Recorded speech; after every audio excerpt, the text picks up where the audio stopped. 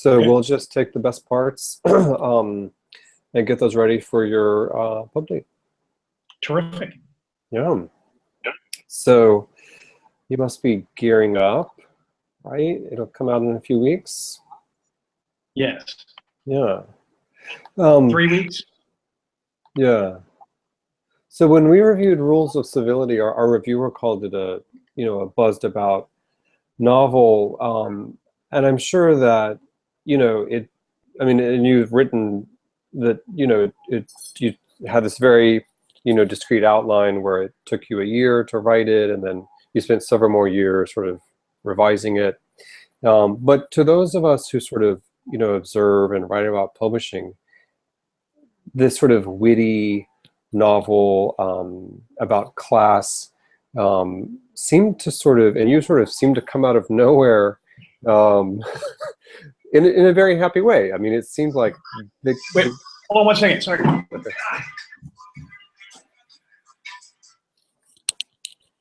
Sorry about that. No, that's okay. Sorry. No. So Yes, it we're seemed coming out like, of nowhere. Yeah.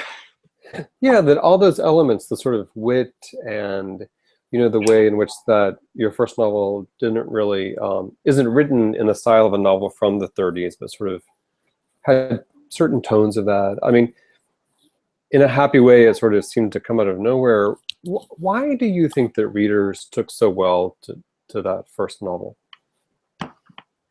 That's a good question. I mean, I think that, I certainly I like to think that part of the reason that readers took to it is because it was carefully written and edited, by me. I think as an author, I like to think of it from a process standpoint.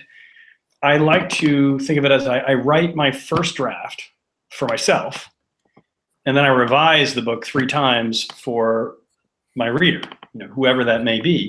And the reason I make that distinction is because I really want that first draft to have all the liberty of my imagination, my personal interests, without being influenced by, what other books are doing well, or what's in the news today, or the possibility of how it might be received by readers, or by a reviewer, or by my editors, or whatever. You really want that first draft to have the full liberty of being an expression of your imaginative interests and where your imagination leads you. But as I say, I like to think that I revise it 3 times for the reader, and that's really the process of stepping in and saying, not with the hopes of being a bestseller, but with the hopes that you are removing from the book elements which are unnecessary, that are boring, that are poorly written, that are redundant, that are expressions of your own self-involvement, whatever. The editing process is sort of, I think, the author's ability to honor the pact that's about to be joined between you as the author and the future reader, by making sure that you're not wasting their time. You're stripping the book down to the parts that matter and that are interesting and that feel fresh.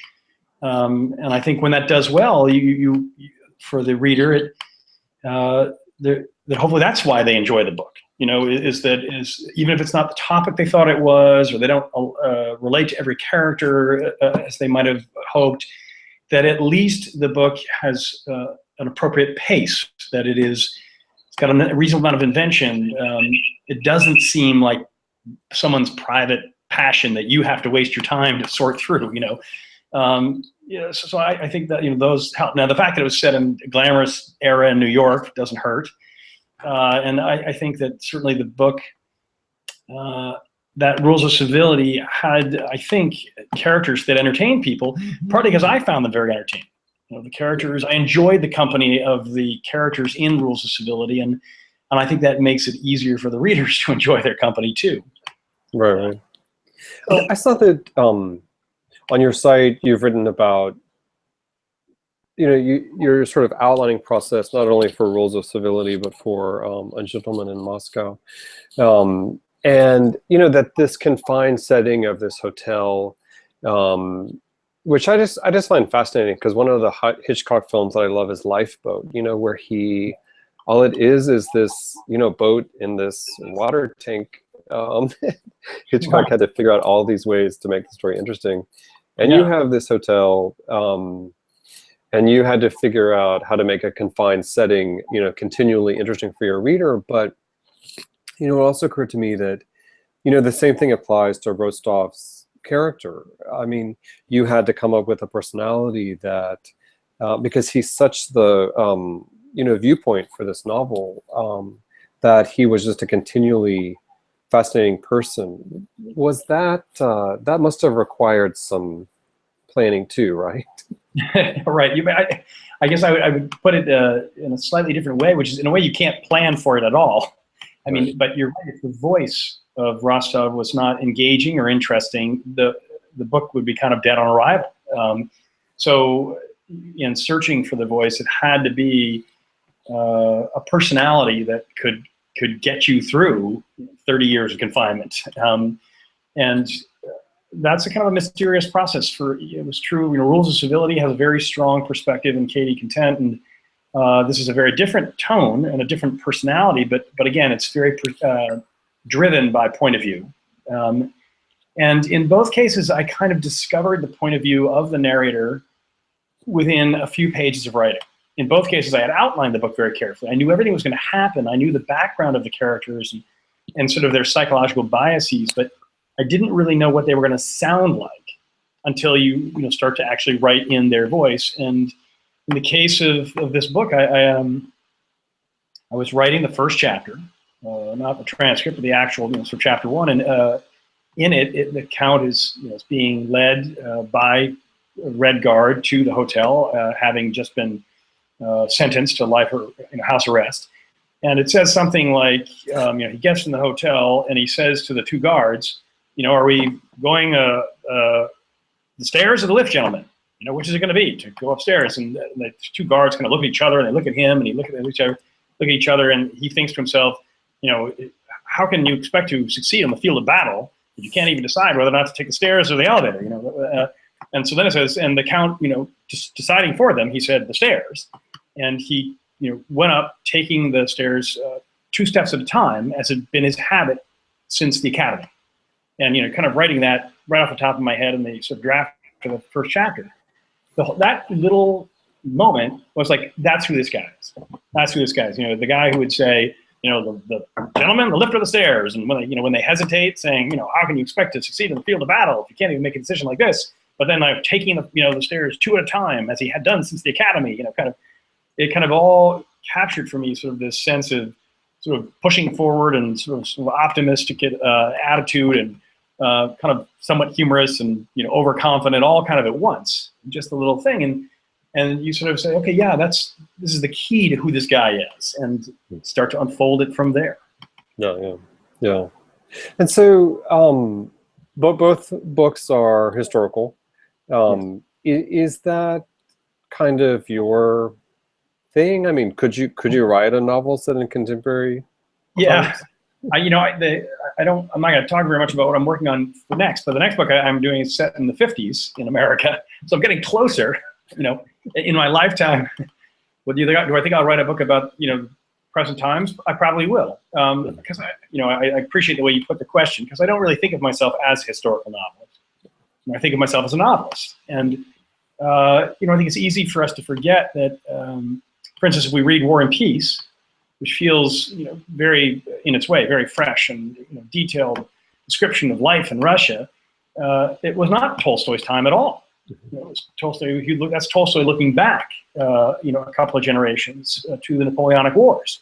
But now he grew up with memories or stories from and learning about the history in class, and hearing his grandparents talk about life during the battle, and things like that. From our perspective, it sort of just seems like it is his time. Not enough time goes by, it seems like you're writing about your era.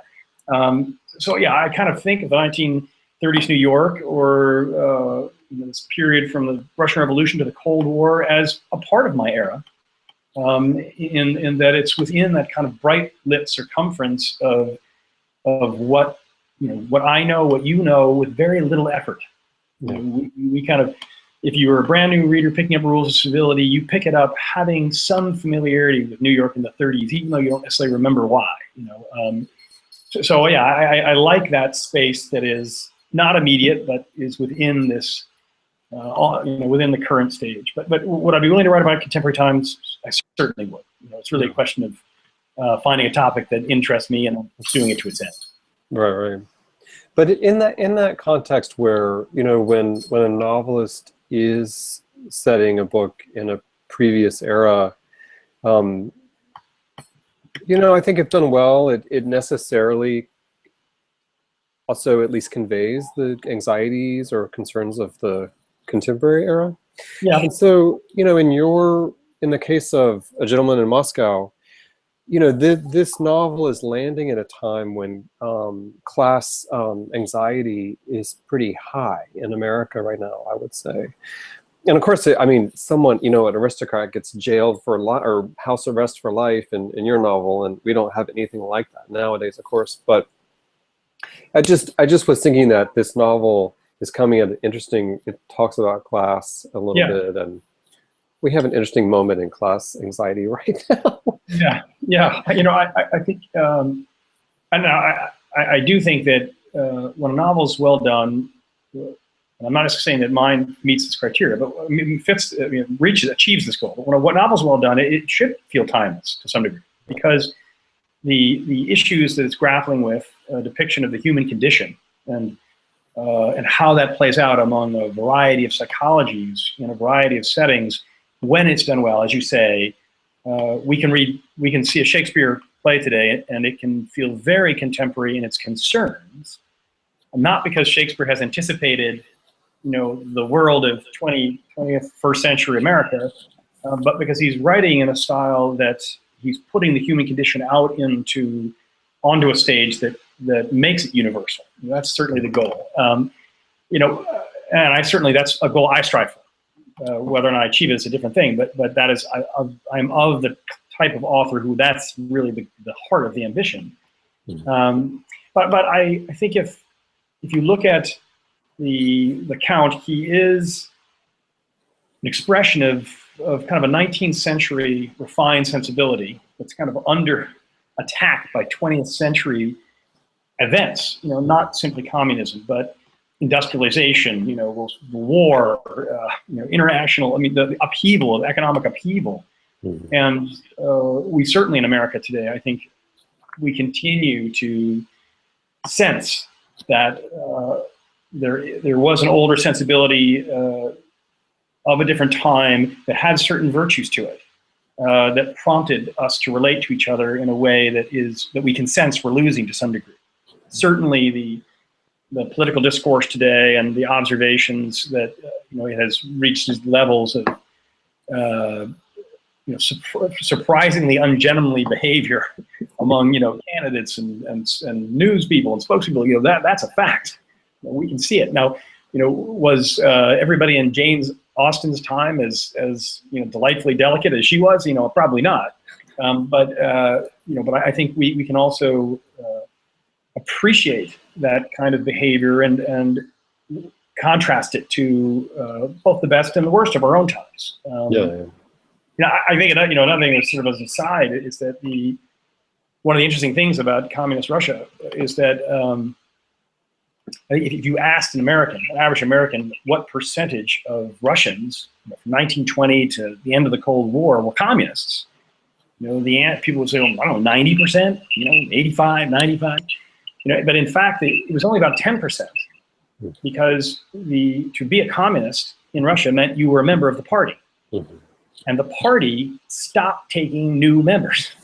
Because as soon as the revolution was over, the people in charge, who were members of the Communist Party, they used the party to provide privileges. If you remember the Communist Party, you had access to apartment buildings with bigger apartments. You had access to stores that had food in them, better food, but food at all, and a variety of objects. You could go to you could go to restaurants that were not open to the common populace. So you could certainly get access to education for your kids of a different kind.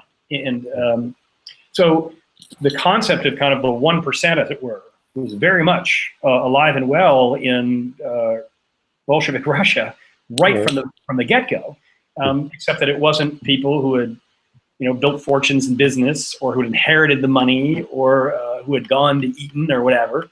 In many cases, it was people who were the opposite of that, who had been promoted up through the ranks of the party because they lacked an aristocratic background, and they were uneducated.